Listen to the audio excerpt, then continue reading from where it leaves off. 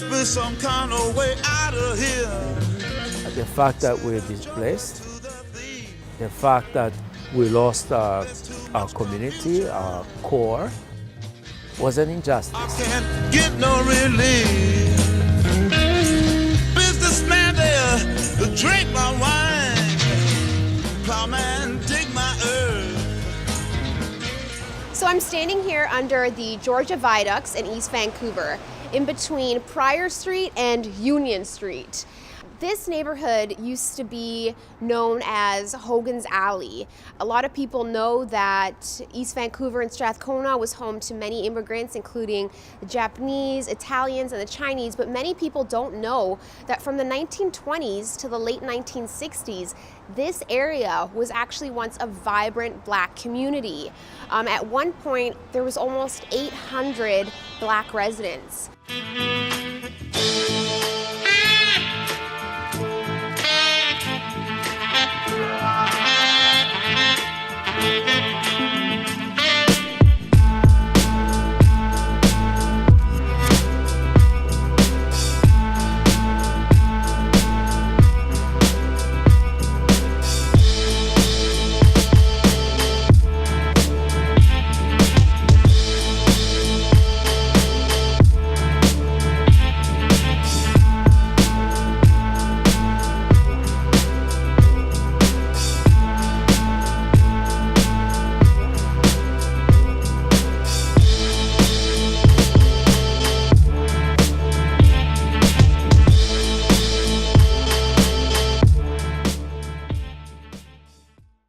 We're asking people if they know that this neighborhood was actually once called Hogan's Alley. I did not know that. No. No. Did not know that. I'm not from here actually, but I never knew that. Yeah, it's pretty cool. Did you know that this neighborhood was once called Hogan's Alley? Yes. We did. So how did you know about it? A lot of people don't know. We live here. The Northeast Falls Creek plan is a 20-year plan, and they're going to build like waterfront property. There's going to be a lot of like affordable housing, and they're going to have like a community center here. So, And the Black community is going to be restored? you may be saying, well, why is this a big deal? Well, had it not been for this bridge, there might still be a thriving Black community in Vancouver. In a course that I was taking last year, there was the history of urban planning in the city of Vancouver, and the professor didn't want to go over the history of Hogan's Alley because it was too much to get into, but rather than touching on it, he kind of just decided not to speak about it. I think it's kind of made my skin a lot thicker, and it's kind of driven my passion for wanting to be like involved in activism because of my Black identity, and to think about what my experience would be present day had I had sort of spaces where Black identity can exist in so many different ways would have been entirely different. Most of us who are working at Hogan's Alley Society, we realize this will take time. And so we're doing it not for us, but for our children or the future generation. Just imagine the ability to create, build housing for people to live together, businesses to thrive, and ability to share our culture in one space. For me, what has really defined my experience in Vancouver as a young Black woman has been erasure. My experience has been erased from my education, from textbooks, and I haven't really had a chance to really learn about my community and my identity. I'm from Trinidad and Tobago. So I came here when I was 15, and I went straight into high school.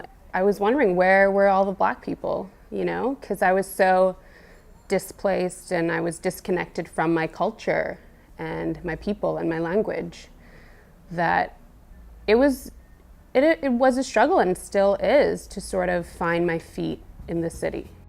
I had this idea of these two Black women eating blonde hair and sort of being pressured by society to conform to European standards of beauty. My process of assimilation was relaxing or chemically processing my curly hair, my naturally curly hair.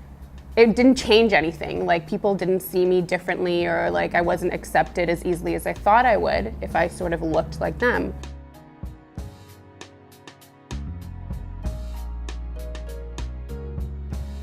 here on the corner of Union Street and Main Street, just across the Georgia Viaducts. And on this building, there is an image of these local black people who once lived in Vancouver, the Crump twins, Jimi Hendrix, and his grandmother, Nora. This is the only sign that Hogan's Alley actually existed. Like, I only recently learned about Hogan's Alley, you know, and I've been living here for 12 years now. So, yeah, to know that there was a black community and like there was a black church and like stores and like people lived and had families here, it's shocking to me because there is no, like, not many people know about it. When our voices are not there, when we're not sitting around the table, of course our voices are not going to be heard.